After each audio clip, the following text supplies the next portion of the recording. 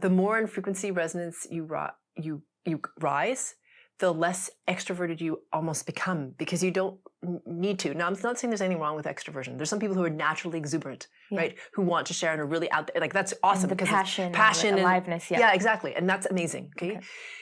And when you rise in frequency resonance, you don't, like I said, need to be that way to get attention. Okay. So there's I'm making a distinction. Okay. People who are naturally like this, who are just exuberant and like full of life. We all know people like this. They're awesome. Okay. Yes. Really fun people to be around.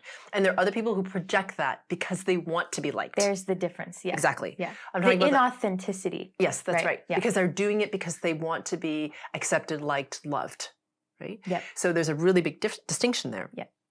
If you're introverted, it doesn't mean you have to do any of those outward things to have confidence. It just means that when you're acting or being, you have the confidence in yourself, meaning that you feel that wholeness of yourself. So you don't have to do anything in particular. Right? So if you're quiet, and that's totally okay. But when you do act or you do move, because you have this kind of authority from that wholeness, completeness, then people really want to hear you and they respect your space and they really want to take in what it is that you're saying.